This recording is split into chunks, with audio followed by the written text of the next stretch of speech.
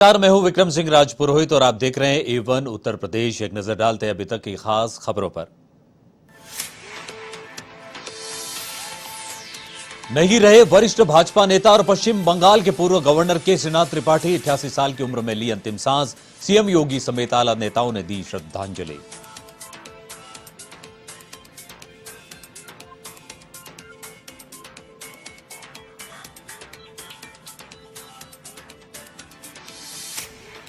मुख्यमंत्री योगी आदित्यनाथ का वाराणसी दौरा। 3 दिवसीय संगोष्ठी सुफलाम में की शिरकत। रेत पर बसाई जा रही टेंट सिटी की तैयारियों का भी लिया जायजा।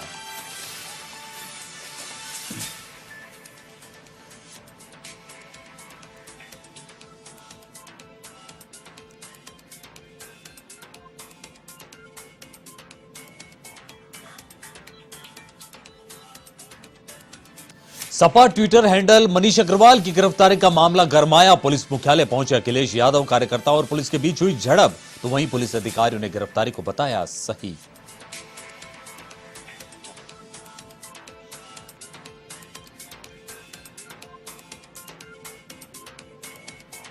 सीतापुर में एक परिवार के 4 लोगों की मौत। घर में ही संदिग्ध अवस्था में मिले शव। मौत के कारणों का नहीं हुआ खुलासा। पुलिस की जांच पड़ताल जारी।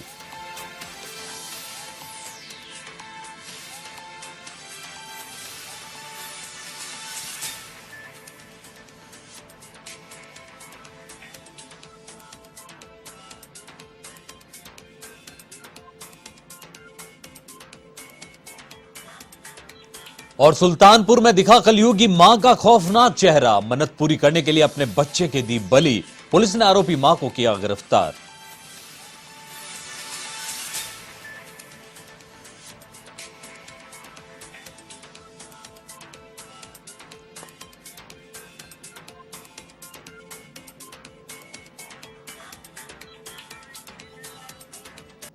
अब खबरें विस्तार से। वरिष्ठ भाजपा नेता और पश्चिम बंगाल के पूर्व गवर्नर केसीनाथ त्रिपाठी का रविवार को प्रयागराज में निधन हो गया। ऐसे में सीएम योगी और पीएम मोदी ने दुख जताया। बता दें कि केसीनाथ ने 88 साल की उम्र में अंतिम सांस ली। उन्हें दिसंबर में हाथ में फ्रैक्चर और सांस लेने में दिक्कत होने के बाद उत्तर प्रदेश के एक अस्पताल में भर्ती किया गया था। इसके बाद त्रिपाठी को कमजोरी आने की वजह से आईसीयू में एडमिट किया गया और इलाज 1 हफ्ते से ज्यादा चलने के बाद उन्हें घर लाया गया, जहां उन्होंने अंतिम सांस ली। बता दें कि त्रिपाठी 3 बार यूपी विधानसभा के स्पीकर रह चुके हैं।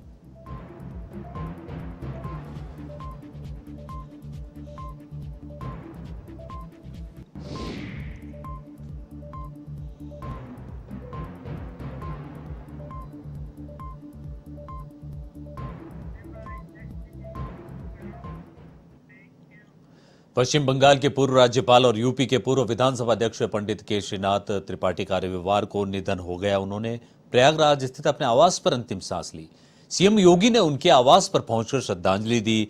मीडिया से बातचीत में कहा कि पंडित जी भाजपा परिवार के एक सदस्य थे, एक अच्छे अधिवक्ता के साथ ही कुशल नेता भी थे। हम प्रदेशवासियों की तरफ से उन्हें श्रद्धांजलि अर्पित करने आए हैं। केशरीनाथ जी भाजपा के वरिष्ठ नेता, वरिष्ठ कार्यकर्ता और विचारक थे। जो दायित्व पार्टी ने उन्हें सौंपा उसका सफलतापूर्वक उन्होंने निर्वहन किया। उनके निधन से एक युग का अंत हुआ है।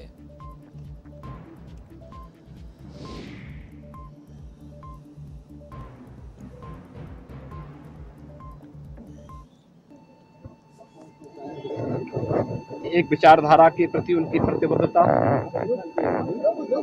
समाज के प्रत्येक तबके को साथ लेकर चलने की सामर्थ्य, एक उत्कृष्ट अधिवक्ता, संविधानविद, भारतीय जनता पार्टी के प्रदेश अध्यक्ष या विधानसभा के अध्यक्ष और एक राज्यपाल के रूप में सभी दायित्वों का उन्होंने कुशलतापूर्वक निर्वहन किया। आज प्रातः 89 वर्ष की उम्र में उन्होंने अपने भौतिक देह को छोड़ करके परम धाम की यात्रा पर प्रस्थान किए। मुख्यमंत्री योगी आदित्यनाथ रविवार को वाराणसी पहुंचे। उन्होंने बीएचयू में उन्नत खेती और कृषि विकास पर आधारित 3 दिवसीय संगोष्ठी सुफलाम को संबोधित किया। इसके बाद वो गंगा की रेत पर बसाई जा रही टेंट सिटी की तैयारियों को देखने गए। मुख्यमंत्री योगी आदित्यनाथ ने काशी विश्वनाथ धाम में दर्शन पूजन भी किया। साथ ही कानून व्यवस्था और विकास कार्यों की समीक्षा के साथ G20 सम्मेलन की तैयारियों के बारे में अफसरों से चर्चा भी की।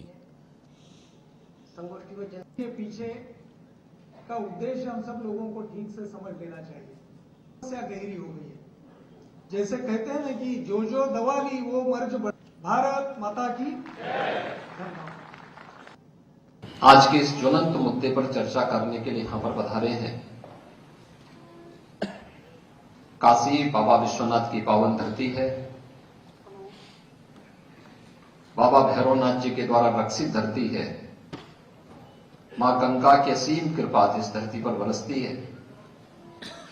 ये महामना की धरती है जो उनकी कर्म साधना की पवित्र धरती, अनेक ऋषि मुनियों संतों आचार्यों और सिद्धों की साधना से पवित्र धरती है।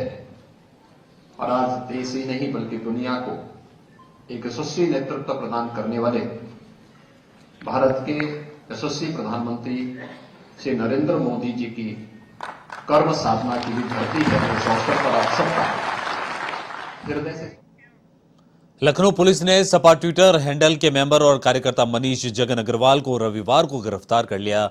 इसकी जानकारी होते ही सपा प्रमुख अखिलेश यादव लखनऊ पुलिस मुख्यालय पहुंच गए। वो वहां कैंटीन में कार्यकर्ताओं के साथ बैठ गए।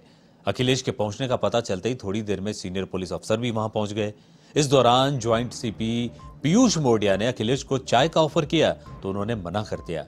कहा, हम यहां की चाय नहीं पी सकते हैं, जहर दे दोगे तब हमें भरोसा नहीं है। उधर अखिलेश के पहुंचने का पता चलते ही बड़ी संख्या में सपा कार्यकर्ता पुलिस मुख्यालय पर पहुंच गए। वो गेट पर धरने पर बैठ गए। वहां भी पुलिस से उनकी झड़प हुई।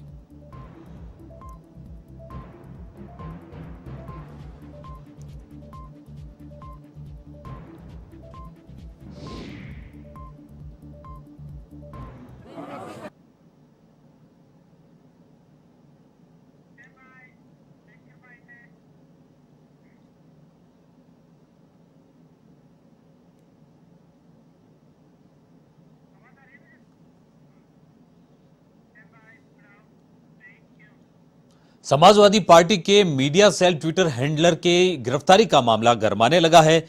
इसको लेकर सपा राष्ट्रीय अध्यक्ष अखिलेश यादव रविवार को अचानक ही पुलिस मुख्यालय पहुंचे। यहां सैकड़ों कार्यकर्ता भी पहुंचे और उनकी तीखी नोकझोंक हुई। इधर एडीजी लॉ प्रशांत कुमार ने प्रेस वार्ता की और कहा कि मनीष की गिरफ्तारी विधिक और नियमानुसार की गई है। उन्होंने मर्यादाओं की सीमा पार कर ट्वीट किया है। साथ है जो अन्याय कर रहा है, झूठ बोल रहा है, जो सच बोलेगा वो सजा पाएगा। और ये घटना कोई एक दिन की नहीं है। भारतीय जनता पार्टी जानबूझ करके गलत भाषा इस्तेमाल कराती है, गलत भाषा लिखवाती है सोशल मीडिया पर, जिससे दूसरे लोग भी उन्हें जवाब दें। भारतीय जनता पार्टी को अपने लोगों को भाषा सही इस्तेमाल करें और उनका दूसरों के प्रति अगर गलत भाषा का इस्तेमाल होगा तो दूसरे यूपी के सीतापुर की 20वां कोतवाली क्षेत्र के मोहल्ला जज्जर में एक ही परिवार के 4 लोगों की मौत हो गई। पुलिस ने सभी मृतकों के शव घर से निकाले। इस परिवार में पति पत्नी और 2 बच्चे शामिल हैं। फिलहाल मौत के कारणों का अभी तक खुलासा नहीं हुआ है। जानकारी मिली है मोहम्मद आसिफ पेशे से उर्दू टीचर हैं और सदरपुर के मदरसा में पढ़ाते थे। जब रविवार को इनके घर का दरवाजा नहीं खुला तो लोगों ने पुलिस को सूचना दी। दरवाजा नहीं खुलने पर पुलिस छत के रास्ते अंदर घुसी तो 4 लोगों के शव मिले। एक ही परिवार के 4 लोगों के शव मिलने से क्षेत्र में हड़कंप मच गया।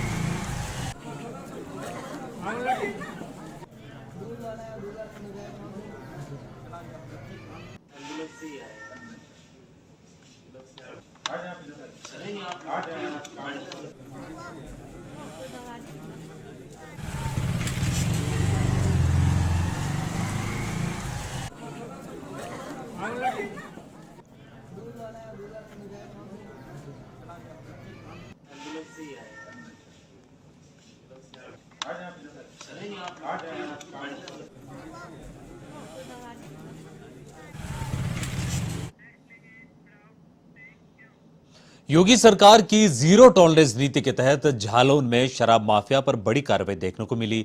वीरेंद्र सिंह नाम के शराब माफिया पर गैंगस्टर एक्ट के तहत कार्रवाई की गई और 5 करोड़ 80 लाख रुपए की अवैध संपत्ति कुर्क की गई। बता दें कि माफिया ने मां और पत्नी के नाम पर अवैध तरीके से संपत्ति को खरीदा था। वहीं शराब माफिया के खिलाफ गैंगस्टर समेत 1 दर्जन से भी ज्यादा मामले अलग अलग थानों में दर्ज हैं। मामला उरई कोतवाली क्षेत्र के इंदिरा नगर और कोठोंदा गांव का है।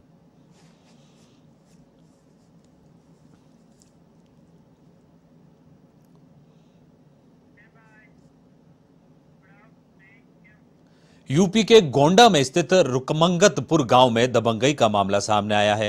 यहां बुजुर्ग की जमीन पर जबरन कब्जा कर लिया गया। 72 वर्षीय बुजुर्ग हीरालाल ने रिटायर्ड दरोगा पर जमीन कब्जा करने का आरोप लगाया है। साथ ही मारपीट की भी शिकायत की है। बुजुर्ग ने कई बार एसडीएम और कोड़िया थाने में शिकायत की, लेकिन अभी तक कोई कार्रवाई नहीं की जा रही। ऐसे में बुजुर्ग दर दर की ठोकरें खा रहा है। वहीं अंजू नाम की एक महिला ने भी रिटायर्ड दरोगा पर जमीन हड़पने का आरोप लगाया है और न्याय के लिए जगह जगह गुहार लगा रही है। इस मामले में एसडीएम वीके सिंह ने बताया कि मामला संज्ञान में आया है, इसकी जांच करवाकर आगे की कार्रवाई की जाएगी।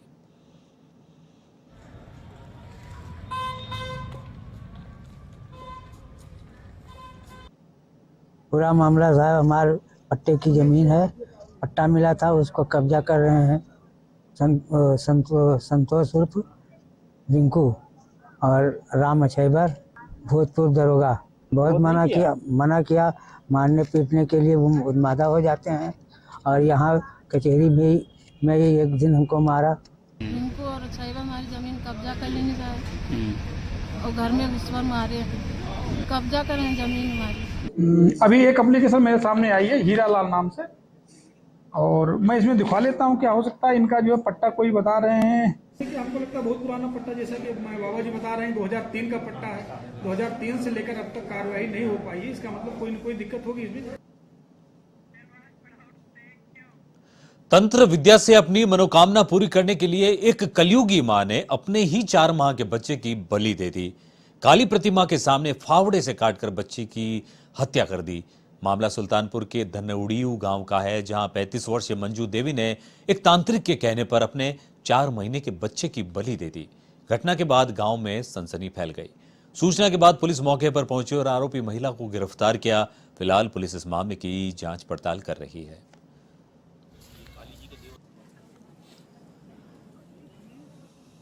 ये थाना घुसागंज क्षेत्र का मामला है। यहाँ पे एक महिला के द्वारा अपनी ही 4 से 5 साल की शिशु की हत्या कर दी गई है फावड़े से।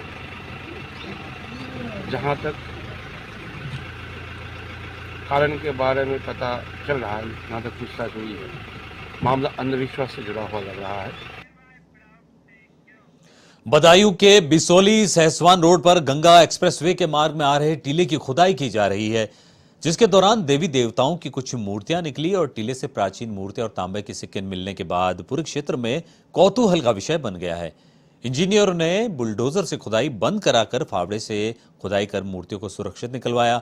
वहीं ग्रामीणों की भीड़ इस मौके पर जुटने लगी।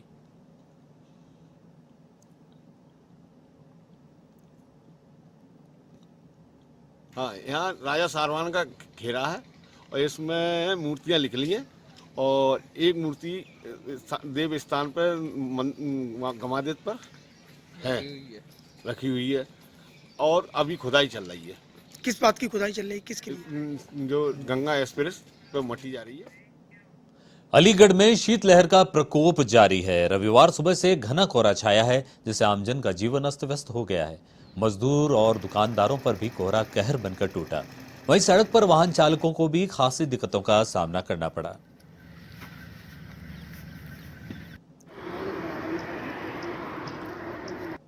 प्रकोप लगातार जारी है। वहीं मैं आपको बता दूं कि आज अलीगढ़ में सुबह की शुरुआत एक घने कोहरे के साथ में हुई, जबकि बीते दिनों की अपेक्षा आज अलीगढ़ के अंदर काफ़ी ठंड ज़्यादा देखने को मिली है।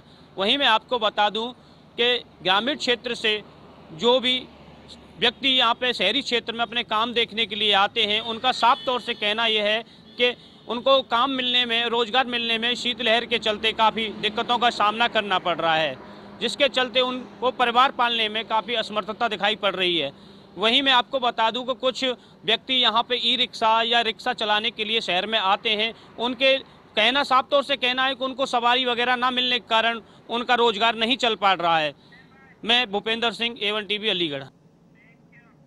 हरैया की जूनियर हाई स्कूल के प्रांगण में आयोजित शिविर में ठंड से कांप रहे गरीब और असहाय लोगों को जिलाधिकारी प्रियंका निरंजन ने कंबलों का वितरण किया, जिसके बाद लोगों को ठंड से निजात मिली और चेहरे पर खुशी लौटी।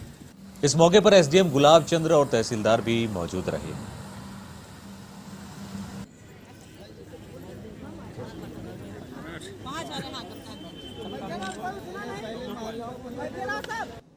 मुख्यमंत्री महोदय की प्राथमिकता के अनुरूप सर्दी से बचने के लिए जनपद में सभी नगर पंचायतों में और विभिन्न क्षेत्रों में अलाव की व्यवस्था कराई जा रही है। रैन बसेरे बनाए गए हैं और सभी जो भी पात्र लाभार्थी हैं उनको कंबल वितरण किया जा रहा है।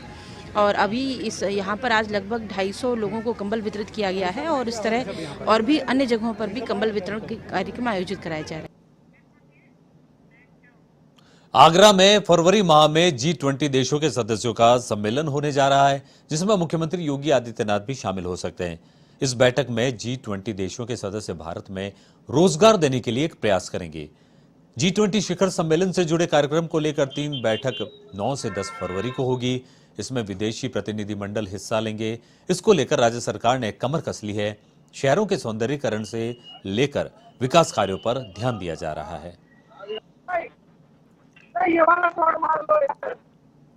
G20 देश का सम्मेलन होने जा रहा है, जो कि पहली बार आगरा में ये सम्मेलन होना है। G20 देश के सहभागी इसमें भाग लेंगे। हमारे साथ मौजूद है आगरा के निवासी समाज सेवी मनोज जी, इनसे बात करेंगे क्या ये सम्मेलन होना है, इसमें कितना भारत को फायदा मिलता है। मनोज जी, ये सम्मेलन G20 का होने जा रहा है आगरा में, तो भारत को कितना इससे लाभ होने वाला है? भारत को तो जो मिलेगा, लेकिन प्रदेश के अंदर ये सम्मेलन इसलिए बहुत ज्यादा जरूरी था क्योंकि इन्वेस्टमेंट जब बाहर से आएगा और इन्वेस्टमेंट से रोजगार, नए रोजगार जो शुरू होंगे, उन रोजगारों से लोगों को काम मिलेगा। काम के साथ साथ प्रदेश आगे बढ़ेगा। आगे बढ़ने के साथ साथ जो सबसे बड़ी यहाँ की समस्या है बेरोजगारी, वो दूर होगी। और इसमें मुख्यमंत्री जी का तो बहुत ही बड़ा योगदान है, जिससे ये इतना मेहनत करना, इतना ईमानदार होना और इतना प्रदेश को आगे ले जाना, ये सब चीजों को ये दर्शाता है कि आदमी अगर लगन से काम करे तो प्रदेश बहुत ऊंचाइयों पर जाएगा और जा भी रहा है। इससे सबसे बड़ी बात एक सामने आती है कि जैसे कि अधिकारियों का चयन होना, ईमानदारी से काम होना। बाकी का तो सरकार जैसे है और सरकारों से तो बहुत बेहतर काम किया है सरकार ने और रोजगार काफी आएंगे। G20 सम्मेलन जो कि आगरा में होने जा रहा है, उत्तर प्रदेश में होने जा रहा है, तो कितनी गर्व की बात है, कितनी खुशी की बात है। आगरा का तो ये सौभाग्य है कि कम से कम G20 के लिए, और आगरा तो मोनूमेंट्स के लिए काफी जाना जाता है। जब मोनूमेंट्स होते हैं, मुख्यमंत्री का भी ध्यान रहता है आगरा की तरफ, मेट्रो देना, आगरा को और भी चीजें देना और IT पार्क देना, किसानों के लिए करना, तो ये तो सरकार की बहुत बड़ी उपलब्धियां हैं। तैयारी करी हुई आगरा में, क्या लग रहा है तैयारी के लिए? प्रशासन की तैयारी काफी जोरों से, जो आगरा के नए पुलिस कमिश्नर हैं, DM साहब हैं, ये दोनों ही लोग इतने ईमानदार और अच्छी छवि के लोग हैं कि कमिश्नर बनने के बाद तो सड़कों पर पुलिस भी दिखती है और क्राइम रेट भी कम है। दूसरा जो सबसे बड़ा काम हो रहा है कि ट्रैफिक का, वो भी बहुत अच्छा किया है हमारे जो नए पुलिस कमिश्नर हैं उन्होंने, और जॉइंट CP है हमारे केशव चौधरी जी, उन्होंने भी जो रोड पे आके काफी देखते हैं, देख रेख करते हैं, पूरा देख रहे हैं कि हमारा आगरा G समिट के लिए कितना तैयार है और पूर्ण रूप से बहुत ही अच्छा होगा। और इससे रोजगार बहुत ज्यादा मिलेगा। जितने रोजगार वाले जो नौजवान लोग थे उनको इस तरीके से रोजगार मिलना, पुलिस भर्ती होना और तरीके से सरकारी नौकरियों में आना, ये प्रदेश की सबसे बड़ी मुख्यमंत्री जी की उपलब्धता है। ये थे हमारे साथ आगरा के निवासी मनोज जी, जिनका कहना है कि G20 सम्मेलन आगरा वासियों के लिए बहुत ही अच्छा होगा, बहुत ही सुख होगा और आने वाले समय में रोजगार प्राप्त होगा। आगरा से A1 TV शाहिद रजा।